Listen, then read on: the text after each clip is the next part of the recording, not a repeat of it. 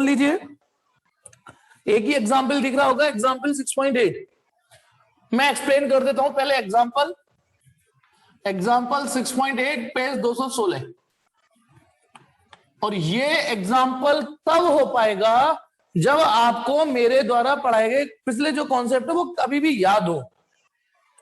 आपको याद है ना फ्लक्स, देखो फ्लक्स का फॉर्मूला होता है बी ए, हालांकि कॉस थीटा भी होता है, लेकिन थीटा यदि फ्लक्स मैक्सिमम वाली सिचुएशन हो तो फाई बराबर बी ए लगा देते हैं। इंड्यूस ईएमएफ कैसे निकलता है? Minus D phi upon D T से इंड्यूस ईएमएफ निकलता है, याद आ जाए तो। ठीक है, तीसरी चीज, जब किसी वो टॉपिक याद है ना, मोशनल ईएमएफ, मोशनल ईएमएफ है ना, इमोशनल ईएमएफ बीएलवी, बिलवा।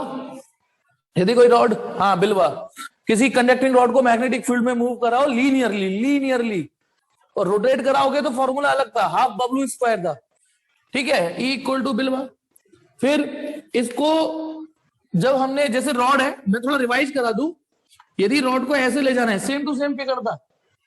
और ये मीटिंग तो मैंने अभी लॉग भी नहीं की, प्राइवेटली नहीं की, पब्लिकली पड़ी हुई है। ये रॉड ऐसे जा रही है, तो यदि इसको ऐसे ले जाओगे तो ये इधर फोर्स महसूस होती थी, तो इसको खत्म करने के लिए हम एक मैकेनिकल फोर्स हम लगाते थे। ठीक है, एक मैग्नेटिक फोर्स एक्टिवेट हो जाती थी, इसको कैंसिल करने के लिए हम मैकेनिकल फोर्स लगाते थे, नहीं तो ये रॉड मूव नहीं करा पाएंगे। तो उस फोर्स का फॉर्मूला याद आ रहा है किसी को? ILB, जितनी, क्योंकि ये भी ILB थी तो ये भी ILB लगानी पड़ेगी। हाँ, I की जगह आप E अपॉन R लिख सकते हो, और E कितना होता था बोलो? E की जगह लिख सकते हो बिलवा। तो फाइनली ये फॉर्मूला क्या आया? ठीक है, फाइनली ये फॉर्मूला आया B square L square V upon R. ये मोशनल ईएमएफ वाला टॉपिक है। और कितनी पावर के लिए फॉर्मूला F इंटू वी लगाया था मैंने, पावर का फॉर्मूला। या आई स्क्वायर आर लगा सकते हो, ये नहीं लगाना चाहते आई स्क्वायर आर लगा सकते हो, है ना। तो आई की जगह है ना E अपॉन आर, या फिर सीधे ये वाला लगा दो पावर का, E स्क्वायर अपॉन आर, ये भी लगा सकते हो भाई। पावर के तो तीन फॉर्मूले हैं, वी स्क्वायर अपॉन आर यानी E स्क्वायर अपॉन आर, और E कितना होता है यहाँ बिलवा, तो B square L square V square upon R. तो पावर का फॉर्मूला ये था। ठीक है, ये कुछ फॉर्मूले मैंने रिवाइज कराए हैं, जिस सवाल को उठाया है ना मैंने, उसमें इन सब की जरूरत पड़ेगी। सीधे बेचारे सीधे फॉर्मूले थे। तो क्वेश्चन है एग्जांपल 6.8 कि इस फिगर को देखिए, एक फ्रेम है, इस तरह एक मैग्नेटिक फ्रेम है बेटा, ऐसा एक मैग्नेटिक फ्रेम है ये। ठीक है, यहां पर इस जगह को उसने एक्स, अच्छा ये मैग्नेटिक फील्ड में रखा हुआ है, डॉट कुछ पोर्शन इसका मैग्नेटिक फील्ड में है, कुछ पोर्शन पार्शियली यह मैग्नेटिक फील्ड में है। ठीक है, ये डॉट के रूप में दे रखा है मैग्नेटिक फील्ड, आउटवर्ड यानी आउटवर्ड मैग्नेटिक फील्ड दे रखा है। ठीक, इस जगह को उसने x इक्वल टू 0 बोला है, इस जगह को, और मैग्नेटिक फील्ड यहां पर है, यहां एंड हो गया है मैग्नेटिक फील्ड, जहां एंड हो गया है वहां x इक्वल टू b बोला है। इसके बाद मैग्नेटिक फील्ड नहीं है। क्या बेटा, एक चीज क्या पूछनी है कि omega 2 omega 1 R upon N कोई फॉर्मूला था क्या? मैं भूल गया, उसे छोड़ बेटा। आप ओमेगा का भी कोई यूज नहीं है इसमें, मैं बाद में मुझे बाद में पूछ लेना है ना। x equal to 0 x equal to B. पहले मैं कोशिश करता हूं सवाल समझा दूं कि सवाल हमसे क्या पूछ रहा है, कि एक मैग्नेटिक फील्ड है x इक्वल टू 0 से x इक्वल टू बी तक एक्सटेंडेड है। ठीक है ना, इतने में मैग्नेटिक फील्ड है। फिर आगे क्या कह रहा है, मैग्नेटिक फील्ड यूनिफॉर्म है, परपेंडिकुलर है, और extended from x equal to 0 to x equal to b and is 0 for x greater than b। पता है उसने क्या लिखा है, जैसी x की वैल्यू b से बड़ी होगी, x की वैल्यू b से बड़ी होगी यानी इस साइड, b की वैल्यू 0 है। ये सवाल की लैंग्वेज में लिख रहा है, यहां लिखा हुआ है। ठीक है, ओनली द आर्म PQ, अच्छा the arm PQ of rectangular conductor, एक कंडक्टर है ऐसा, वो यूं रखा हुआ है, यूं करके रख दिया है, स्लाइड, वो इस पे ऐसे स्लाइड कराया जाएगा। मतलब एक फ्रेम बना दिया है ऐसा, उस पर ये कंडक्टर टच करा के स्लाइड कराया जाएगा। तो वो कंडक्टिंग रॉड इस तरीके से है, ये रही, एक मिनट, एक कंडक्टिंग रॉड पी क्यू, ये रही, इसका नाम है पी क्यू, पी क्यू। इसको v वेलोसिटी से खिसकाएंगे इसको। ध्यान रखना, ध्यान रखना, फ्रेम ये है और ये जो पी क्यू रॉड रखी है उस पर इसको स्लाइड कराएंगे, ठीक है। चलो आगे बढ़ते हैं। तो उसने क्या पूछा है आगे, द आर्म पी क्यू, इसका रेजिस्टेंस है। अच्छा, इस पूरे स्ट्रक्चर में उसने बोला है, इस पूरे स्ट्रक्चर में सिर्फ पी क्यू का रेजिस्टेंस है, वो है आर। ये जो पी क्यू आर्म है जिसे हम खिसका रहे हैं रॉड, केवल उसी का रेजिस्टेंस है आर, और इसको हम कांस्टेंट स्पीड v से ऐसे इधर की ओर खिसका रहे हैं। अब इसका खिसकाने के पहले इस रॉड को, अच्छा यहां पर x equal to 0, x equal to B और x इक्वल टू 2b और है, लेकिन यहां से यहां तक मैग्नेटिक फील्ड नहीं है, मैग्नेटिक फील्ड सिर्फ यहां से यहां तक है।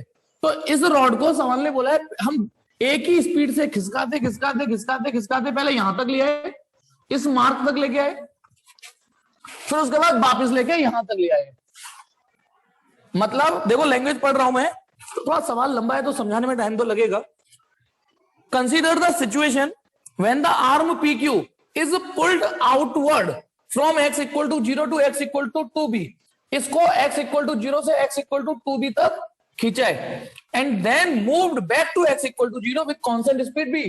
पहले इसको यूं ले गए, फिर इसको यूं ले गए। शटर होता है ना, इधर की तरफ शटर ऐसे खोल के ऐसे फिर बंद कर दिया, इस रॉड को ऐसे ले जाके ऐसे ले गए। अब उसने क्या बोला है, obtain expressions for the flux, flux का एक्सप्रेशन निकालना है इस दौरान, इंड्यूस EMF का एक्सप्रेशन निकालना है, जो फोर्स आपको लगानी पड़ी इसे खिसकाने के लिए उसका एक्सप्रेशन निकालना है ना, and the power dissipated as in joule. इन चार का एक्सप्रेशन आपको निकालना है, और sketch the variation of this quantity with distance. चलिए स्टार्ट करते हैं।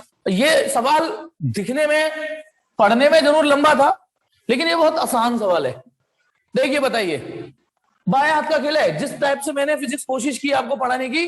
देखिए अब आ जाइए, एक मिनट, हाँ सबसे पहले फ्लक्स की बात करते हैं। वो दिन याद है आपको, मैंने जब आपको एक सवाल बताया था कि जैसे ये मैग्नेटिक फील्ड है, धीमे धीमे धीमे कोशिश करता हूं बताने की, ये इनवर्ट, ये रही एक कॉइल सिर्फ रखी हुई है।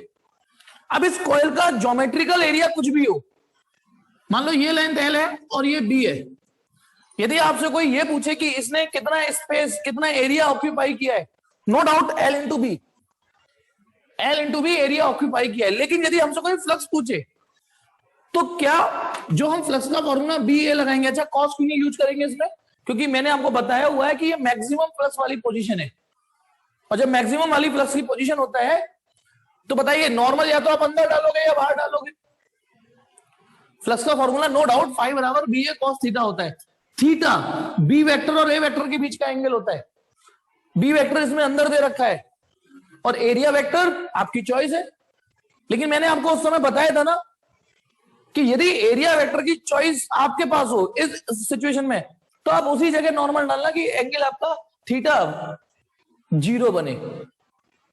आपकी चॉइस है, लेकिन चॉइस दो ही है, या तो आप नॉर्मल अंदर डालोगे या बाहर डालोगे। अंदर डालोगे तो थीटा 0 है, बाहर डालोगे तो 180 है, बस और क्या होगा। लेकिन मैंने आपसे पहले बोला ऐसी लूप, जब आपके पास चॉइस है तो 180 वाली क्यों सिचुएशन लो। तो मैंने ध्यान रखना, थीटा 0 दे रखा है, वो दे नहीं रखा 0 लेके केवल formula B into A use करूंगा।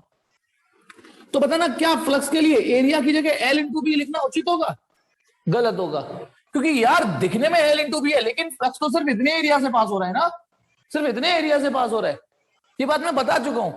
तो ये गलत है, B की जगह B लिखेंगे और एरिया की जगह ये वाला एरिया लिखेंगे, ये वाला एरिया जो भी होगा, ठीक है। तो चलिए इस वाले फिगर में सपोज करो रॉड इस समय यहां रुकी हुई है, यहां स्टैचू, मैंने फोटो ले लिया है, तो इस समय इस पर कितना फ्लक्स पास हो रहा है, तो आप सिर्फ इतना एरिया तो देखोगे, सिर्फ इतना area.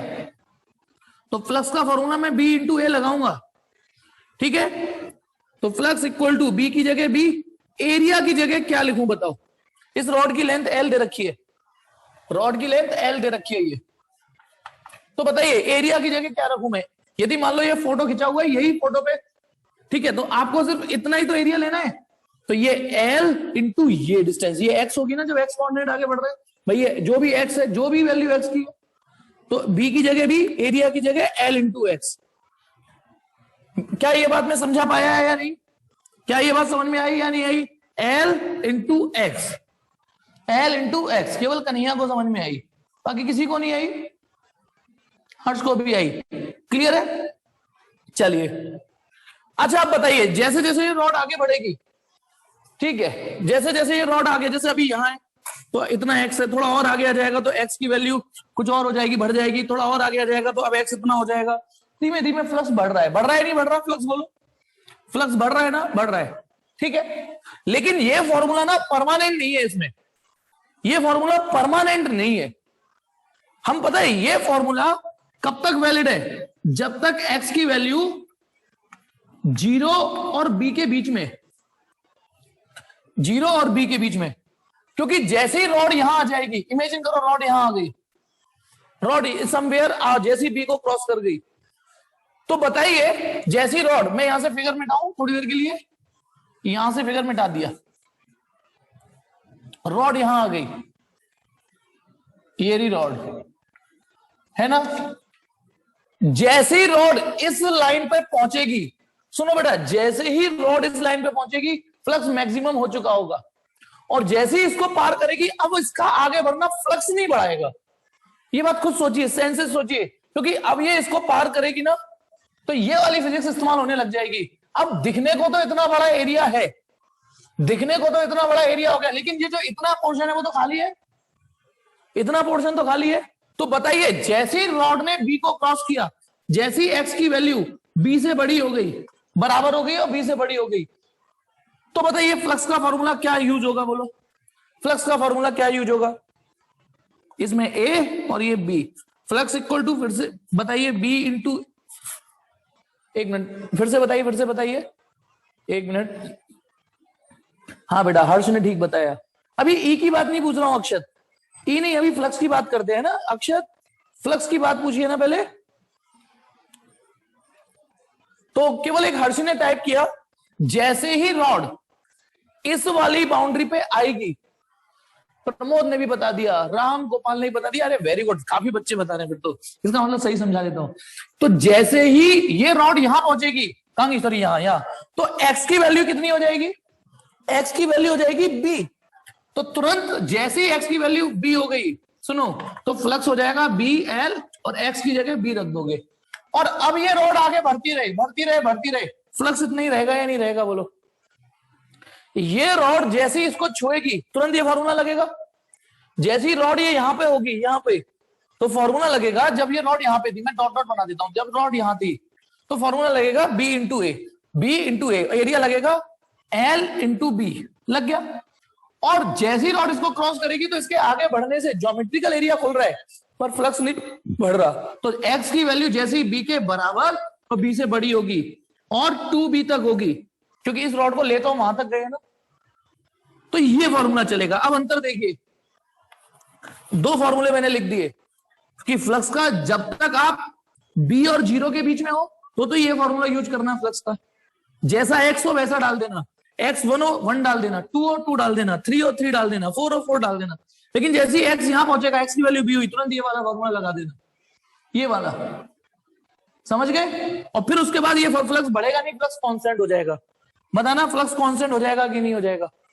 After in this value flux constant हो जाएगा कि नहीं? जल्दी बताओ, जल्दी हाँ या ना टाइप करो। जैसे ही हम इस पॉइंट, थोड़ा सवाल मुझे लग रहा है कईयों के लिए आईआईटी बन गया, अरे सिंपल क्वेश्चन है, एनसीईआरटी का सवाल है, एनसीईआरटी का सवाल है।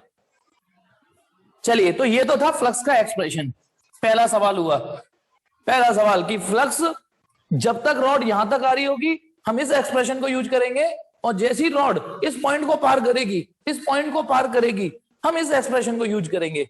जैसी एक्स की वैल्यू बी के बराबर होती है, फॉर्मूला लग जाएगा, और बी से बड़ा और 2b के दायरे तक रहेगा ये। चलिए अब बेटा अक्षत अब जवाब दीजिएगा, दूसरा, इसमें कितना इंड्यूस ईएमएफ होगा? इंड्यूस ईएमएफ आप चाहो तो बेटा इसमें मोशनल ईएमएफ की फिजिक्स लगा सकते हो, मोशनल ईएमएफ की फिजिक्स लगा सकते हो। कितनी? बिलवा। तो जब तक रॉड यू घूमेगी, देखो रॉड यदि यहां पर है तो बी भी है, लेंथ भी है, वेलोसिटी भी है, तब तक तो इंड्यूस ईएमएफ बिलवा लगेगा। लेकिन जैसी रॉड ने इस पॉइंट को, इस बाउंड्री को पार कर दिया, यहां पे आती, बताइए इंड्यूस ईएमएफ कितना हो जाएगा? इंड्यूस ईएमएफ कितना हो जाएगा? इंड्यूस ईएमएफ 0 हो जाएगा। बिल्कुल ठीक। क्यों? क्योंकि इस पॉइंट को पार करते ही मैग्नेटिक फील्ड खत्म हो चुका है, मैग्नेटिक फील्ड खत्म हो चुका है, बी 0 हो गया है। या ऐसे भी बोल सकते हो, या ऐसे भी, हाँ बिल्कुल ऐसे भी बोल सकते हो, जैसे ही फ्लक्स कांस्टेंट हो जाएगा, क्योंकि इस लाइन को पार करते ही फ्लक्स कांस्टेंट हो जाएगा, और फ्लक्स कांस्टेंट हो जाएगा तो जो इंड्यूस ईएमएफ माइनस d∅/dt था,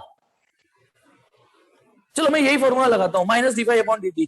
बताइए, since induce EMF minus d∅/dt होता है, अब देखिए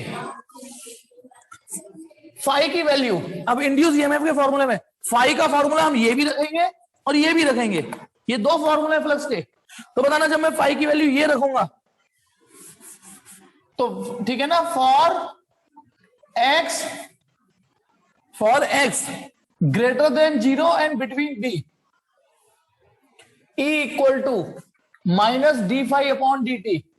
बताइए फाई कितना रख दूं? BLX, क्योंकि इस दायरे में फाई की वैल्यू BLX थी। तो बताना, जब हम इसको आगे बढ़ा रहे हैं तो इंड्यूस ईएमएफ माइनस बी बाहर आ जाएगा, एल बाहर आ जाएगा, dx/dt। तो dx/dt कितना हो जाएगा?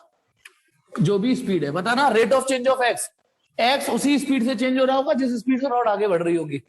तो ये इंड्यूस ईएमएफ हो गया माइनस BLB, ठीक है। एंड फॉर एक्स, अभी तो ये भी तो फ्लक्स, देखो ये भी फ्लक्स का फॉर्मूला है और ये भी फ्लक्स का फॉर्मूला है। यहां से यहां तक फ्लक्स ये लगेगा, रॉड आगे बढ़ जाएगी तो ये लगेगा। तो अब for x greater than equal to b and between two b, बताइए फिर इंड्यूस ईएमएफ का फॉर्मूला लगाओगे माइनस d∅/dt। लेकिन अब फ्लक्स कैसा हो चुका है बोलो? फ्लक्स हो चुका है BLB, ये कांस्टेंट, ये कांस्टेंट, ये कांस्टेंट, फ्लक्स कांस्टेंट हो चुका। तो इंड्यूस ईएमएफ कितना आ गया? 0। कोई ईएमएफ इंड्यूस नहीं होगा इस लाइन को पार करते ही। होपफुली ये समझ में आ गया, इसे भी मिटा दूं। ये हो गया रॉड को ऐसे खिसकाते समय। अभी रॉड को ऐसे खिसका रहे हैं ना, ये तीसरा एक्सप्रेशन, तीसरा पूछा उसने फोर्स के बारे में। तो बेटा फोर्स का ये फॉर्मूला लगाएंगे हम, ये था भाई, यदि हमें ये यहां से यहां तक खिसकाना है, यहां से यहां तक खिसकाने में फोर्स लगानी पड़ेगी तब ईएमएफ मिलेगा। आपको यहां से यहां तक ईएमएफ मिला और इसको पार कर दी ईएमएफ 0। तो बताइए फोर्स का फॉर्मूला फॉर, फिर से ये, जब तक आप इस दायरे में हो, जब आप x की वैल्यू 0 और b तक हो, तो फोर्स का फॉर्मूला आप ये यूज करोगे, B² L² V/R, ये वाला फॉर्मूला यूज करोगे फोर्स का। लेकिन जैसे ही आप b को पार कर दोगे, जैसे ही x की वैल्यू b को पार कर गई, b से बड़ी हो गई और 2b के दायरे में ये भाई साहब 0 हो चुके हैं, तो फोर्स कितनी लगेगी? 0। इसे मिटाऊं मैं पहले, इसको पार कर दी, कोई फोर्स की आवश्यकता नहीं होगी, आपको सिर्फ यहां से यहां तक रॉड घिसकाने के लिए फोर्स लगानी पड़ेगी। समझ में आ गया? फिर चौथा पावर और पूछा है, फिर वही फॉर, जब तक आप x 0 से बड़ा है और b से छोटा है, तो पावर का हम ये वाला फॉर्मूला यूज करेंगे, B² L² V/R। लेकिन जैसे ही आप इसको पार कर दोगे, for x greater than equal to b and less than 2b, power 0 हो जाएगी, क्योंकि ये भाई साहब 0 हो चुके हैं। एक बार मेरे कहने पर एनसीईआरटी में सिर्फ अभी ग्राफ को छोड़ के कुछ क्वेश्चन, कुछ एक्सप्रेशन ग्राफ से पहले दे रखे हैं, कुछ ग्राफ के बाद दे रखे हैं। ग्राफ के पोर्शन को छोड़ के एक बार एनसीईआरटी पे नजर मारो, सारा डन, यहां तक मैनेज हो गया।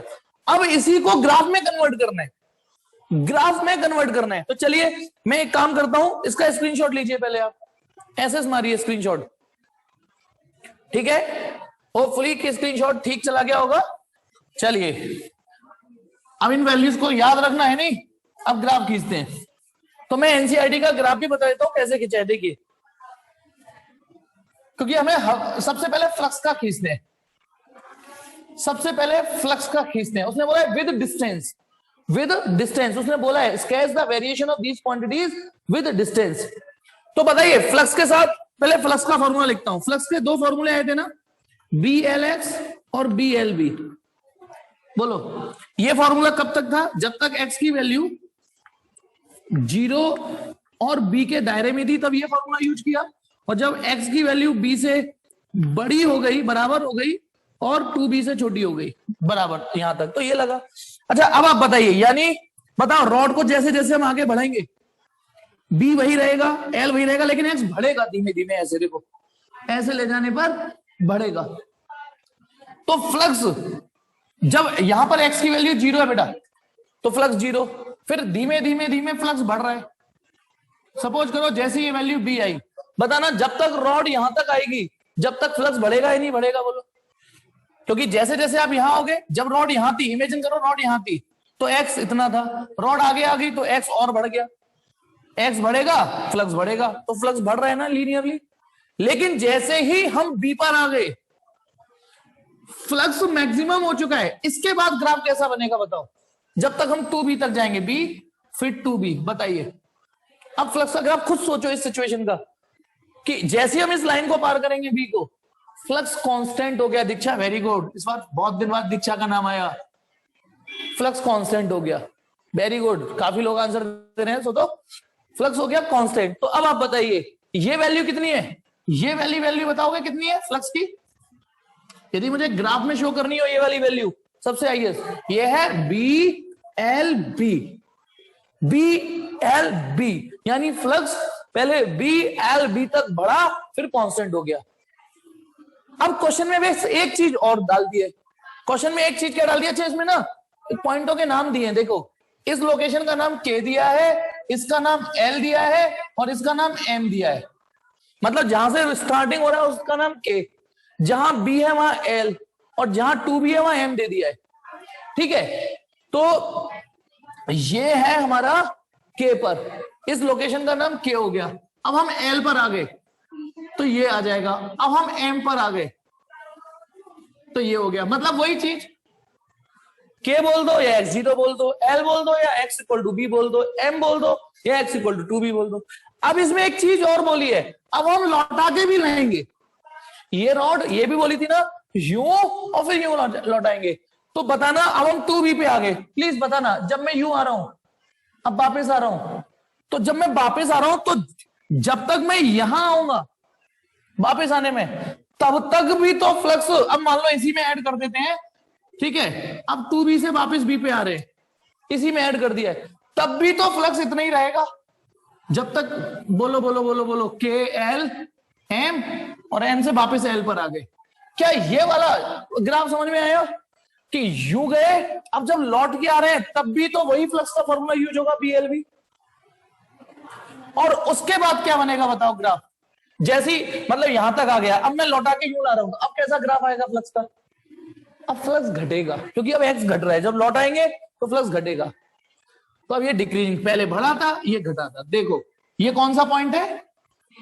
ये कौन सा पॉइंट है? x, वो मतलब k, और x के हिसाब से 0। ये ग्राफ है फ्लक्स का, ये फ्लक्स का ग्राफ है। कि फील करिए जब हम 0 से b तक गए तो फ्लक्स बढ़ा, फिर वो कांस्टेंट हो गया यहां तक BLB, उसके बाद लौटा के ला रहे हैं तो BLB रहेगा जब तक हम वापस b पे नहीं आ जाएंगे, और फिर जैसे ही हम इस बाउंड्री को पार करेंगे फ्लक्स घटने लगेगा 0। अब इंड्यूस ईएमएफ का ग्राफ बनाते हैं, इसी के नीचे इंड्यूस ईएमएफ का ग्राफ बनाते हैं। अब बताइए जब हम यूं ला रहे थे तो फ्लक्स कितना था? याद करो, ये फ्लक्स का इंड्यूस ईएमएफ का फॉर्मूला -BLV और फिर 0। आपका x और b के बीच में ये था, और b और 2b के बीच में ये था कि नहीं था? तो बताइए, गौर से सुनना, इंड्यूस ईएमएफ है बिलवा, b constant, uniform magnetic field word बोला था उसने, लेंथ भी छोटी बड़ी नहीं हो रही है कांस्टेंट, और स्पीड भी यूनिफॉर्म है। तो इसका मतलब इंड्यूस ईएमएफ कांस्टेंट रहेगा जब तक हम यहां रहेंगे। तो ग्राफ कैसा बनेगा? ना मैं इंड्यूस ईएमएफ का बना रहा हूं माइनस बीएलबी, माइनस का कुछ बीएलबी माइनस का, कब तक बेटा? यहां तक। देखना ग्राफ समझ में आया है नहीं? Minus BLB minus BLB minus BLB minus BLB minus BLB induce EMF. जब हम रॉड को यहां से यहां तक लाए, जब हम रॉड को यहां से यहां तक लाए तो माइनस बीएलबी। अब हम कहां ले जाएंगे रॉड को? इसको पार कराएंगे, पार कराते ही इंड्यूस ईएमएफ जीरो हो गया, यहां तक जीरो रहेगा, यहां तक। सुनो यूं, अब ये जीरो रहेगा, ये है ग्राफ, ये थोड़ा मोटा कर देता हूं। ये कौन सा पॉइंट? बी, ये 2B। बताना माइनस बीएल के बाद तुरंत जीरो हो जाएगा ना ईएमएफ, और फिर जीरो रहेगा, यहां तक वापस लाएंगे तो बी तक। मतलब यूं ले गए जीरो ईएमएफ, यूं ले गए जीरो ईएमएफ। अब जब हम लौटा के लाएंगे तो इंड्यूस ईएमएफ डायरेक्शन वाइज पलट जाएगा, रहेगा तो इतना ही बीएलबी, लेकिन जो ईएमएफ ऐसे था वो पलट जाएगा। यदि आपको याद हो तो डायरेक्शन का टॉपिक, तो यही ईएमएफ प्लस बीएलबी हो जाएगा, ये चीज।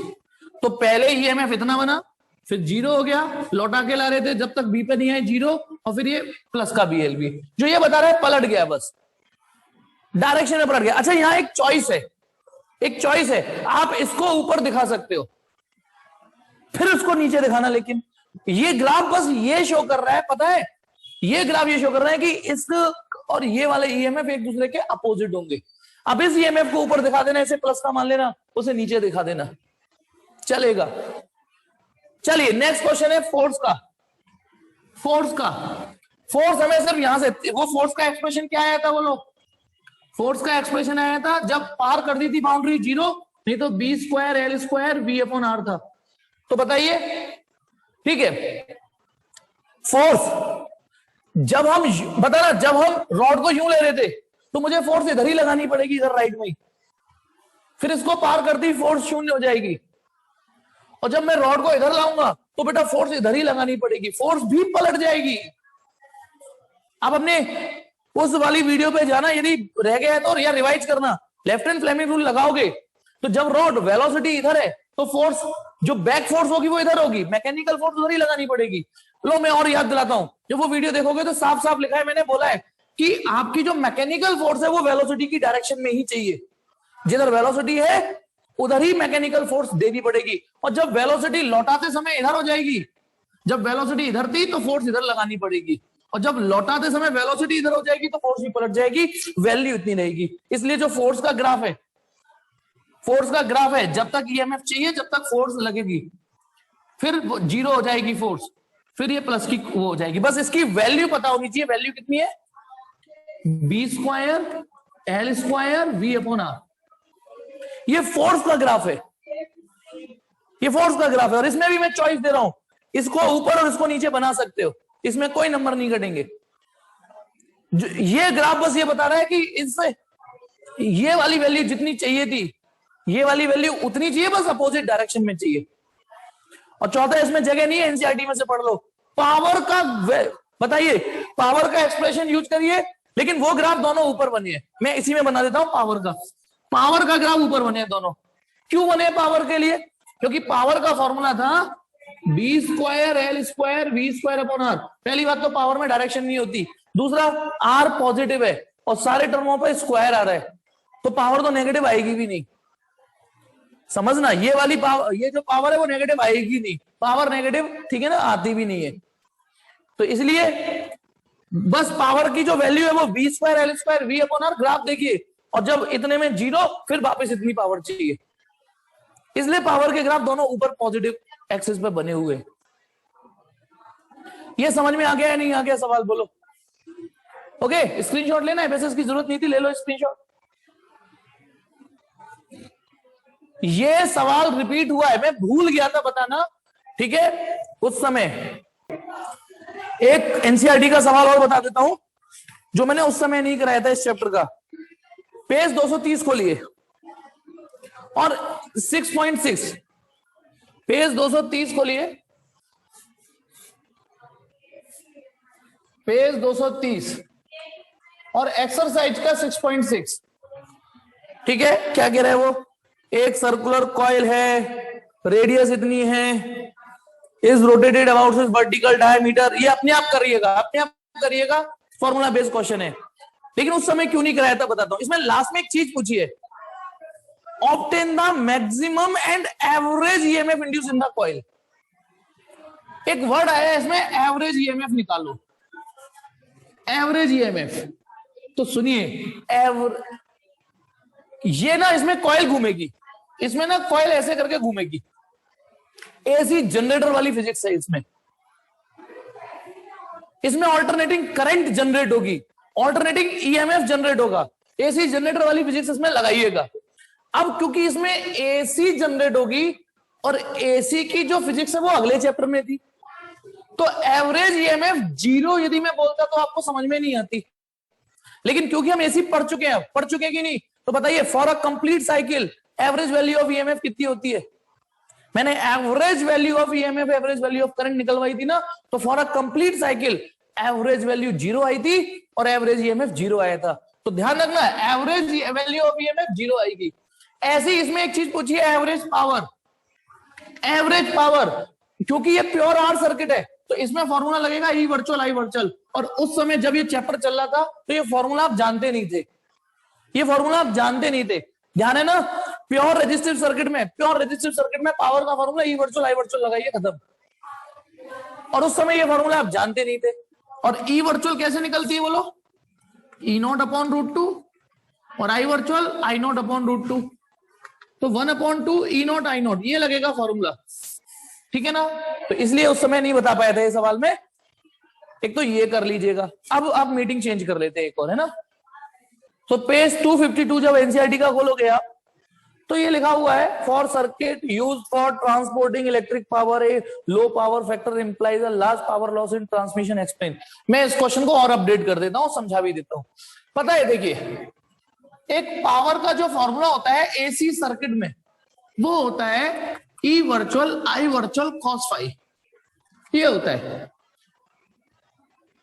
अच्छा, जब कोई इंजीनियर बाइक बनाता है तो हर चीज पे ध्यान देता है, इंजन कैसा होना चाहिए, एक बढ़िया एवरेज निकालना है तो, है ना, ब्रेक कैसे होनी चाहिए, टायर कैसे होनी चाहिए, है ना। देखो बाइक का एवरेज निकालने में ना मोस्टली चीजों का योगदान होता है। इंजन ज्यादा पावरफुल होगा तो ये एवरेज कैसे निकल जाएगा। इंजन अच्छा है, ठीक ठाक है, उसमें 4 लोग बैठ गए तो फिर कैसे एवरेज अच्छा निकल जाएगा।